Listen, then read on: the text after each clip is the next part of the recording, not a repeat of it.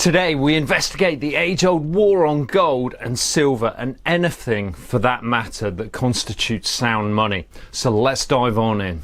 Now, this channel provides global macro insights and champions the notion of sound money, so do consider subscribing. The first gold book I read is Antony Sutton's War on Gold, and is one I often revisit. Written in the late 70s, I still find it fascinating just how accurate and relevant much of his commentary remains with regard to our present monetary system. After all, the war on gold goes back millennia, past the time of Kublai Khan's, the Roman Empire and beyond. Why do we see this ongoing assault on gold and silver and any other form of sound money? Well, there's a number of key reasons for this. These reasons ultimately boil down to the fact that, as Ron Paul says, gold is honest money. So let's quickly explore the reasons for this war on gold. Now, first, that gold ensures financial and fiscal discipline, a concept despised by our governments and the central banks that provide the financing for treasury debt issuance. The lack of discipline of fiat currency ensures that our nations are enslaved to perpetual debts, requiring ever greater taxation on the populace.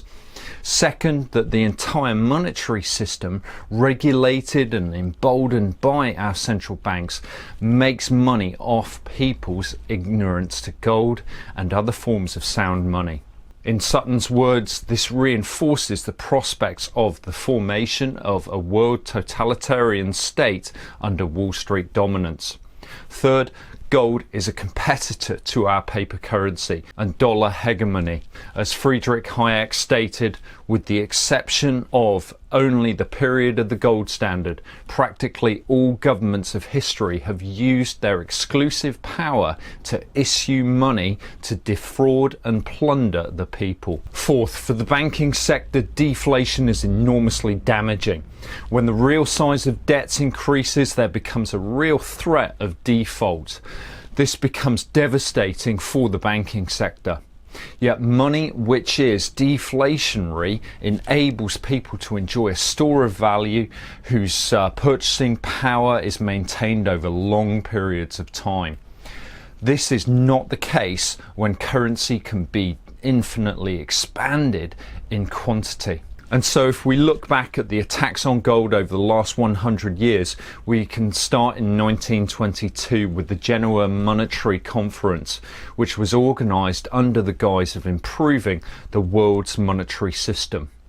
Yet it was a covert but hugely significant attack on the traditional gold standard, which saw the introduction of a gold exchange standard. The subtle but significant difference between the two breaks down according to a traditional gold standard where paper currency can be freely converted into gold and vice versa at preset fixed prices, while the gold exchange standard essentially allowed gold to be used only for external settlements. This arrangement sought to peg currencies to other gold-linked currencies, which were the pound and the dollar at the time. This system was easily established for countries that had little gold bullion, were able to actually simply peg their currencies to the gold-linked pound or dollar. But it enabled countries to economise on their use of gold and argued that currencies such as the pound or the dollar were as good as gold. The profound consequence was monetary expansion promoted by the Fed, which drove the asset bubble which led to the Great Depression. Thereafter, President Roosevelt bailed out the Fed and drove forth his plan of forced gold nationalisation before revaluing the price of gold and devaluing all global currencies simultaneously. Despite warnings by Herbert Hoover that doing so would lead to war, FDR pressed ahead. Now, under this pre-World War II gold exchange standard, every country guaranteed that they would redeem their currency for its value in gold. But once again, this was abandoned to finance World War II. The support provided by the US during World War II was paid for in gold, and this resulted in a massive influx of gold to the US, which saw US holdings reach around 75% of global gold holdings.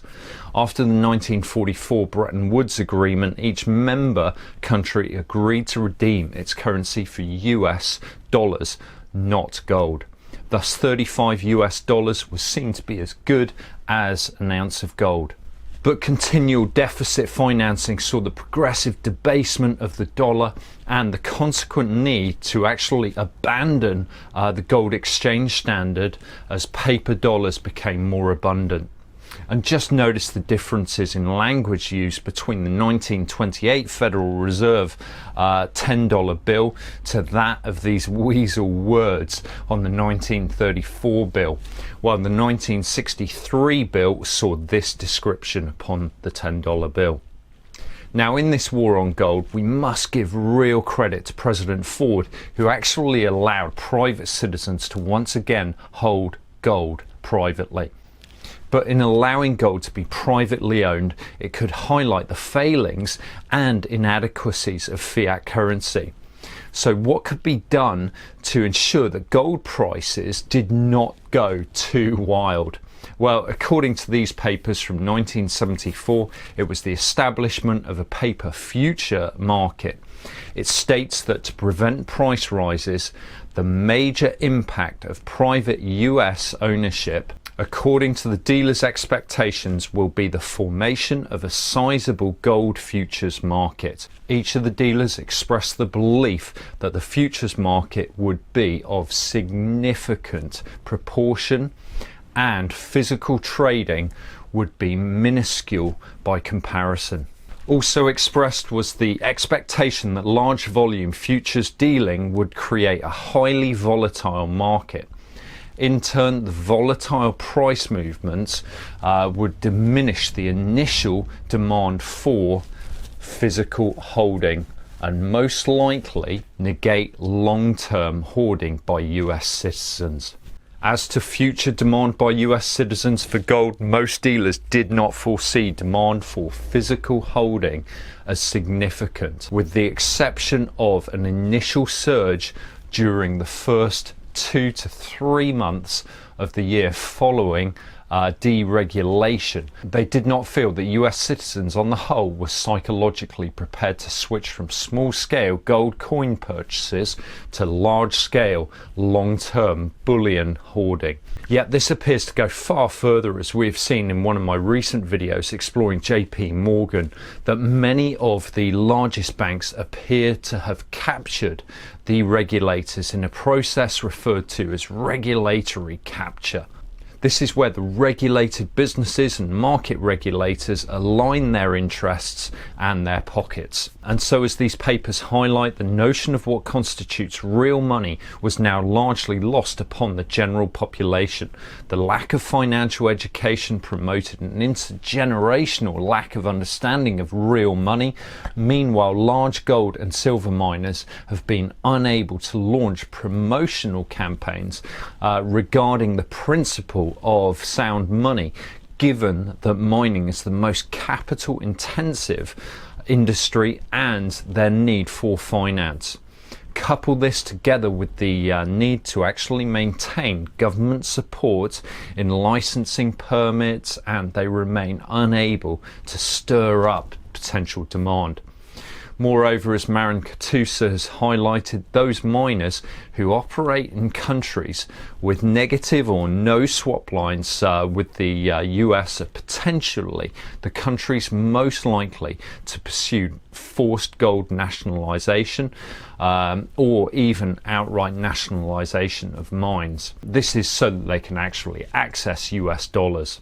At the same time, the media maintain consistent attacks on precious metals. Just look at this great cutting from YouTuber Manico64 from the FT in 2005, highlighting the pointlessness of gold. Notice he wrote the price of gold at the top at just over $400 an ounce, or this one from CNN predicting the collapse of gold prices from over $1,000 to an ounce to $350 back in 2015. Or more recently, this absurd attack on silver running just prior to the metal's breakout from $18 to $23 an ounce. And just this year, we've seen Germany record details on personal information for gold purchases exceeding €2,000. Additionally, the Wall Street Journal's attack on Judy Shelton as a potential Fed chair, a lady who has written and spoken positively of the principle of the gold standard, or the Bank for International Settlements reports show that they have been intervening at the highest level in years in gold markets, according to gold antitrust chairman Chris Powell. Now the European Commission has proposed tightening controls on cash and have included precious metals transfers from outside the EU. They are using terrorism as the excuse that they need to shut down that route of funding of militant attacks on the continent. Under the new European proposals, custom officials in the European Union will now expand checks on cash, precious metals and even prepaid payment cards sent by mail or in freight shipments. The hunt for money is rapidly expanding. Agents will now be able to seize cash or precious metals carried by individuals entering the EU, even below the €10,000 threshold. Cash has already been required to be declared at customs when entering the EU, and in the USA it is $10,000. The new European rules would allow authorities to seize money below that threshold where there are suspicions of criminal activity. And just look at this chart. This spike in the gold price happened just prior to Jerome Powell's Jackson Hole speech this week. But you simply cannot have gold soaring at the same time that the Fed chair is announcing his evolution of monetary policy, which simply involves pursuing higher inflation. After all, this would undermine confidence in fiat currency, so gold and silver were smacked back down, only for their upward trend to resume thereafter. And so for all of their efforts and all of their corruption in maintaining the paper fiat pyramid, the message of sound money is growing ever larger. But fight it they will through a new form of tyranny, through CBDCs. Yet for all of society's sake, we must ensure that people truly understand what real money is and the power that it exerts over our authorities. And as Sutton concludes, there is still time to restore integrity to our monetary policies and sanity to our foreign policies, but there is not much time, and once the pages of history are turned past our own point of no return, there is no second chance, no appeal to a higher court. It is now or never.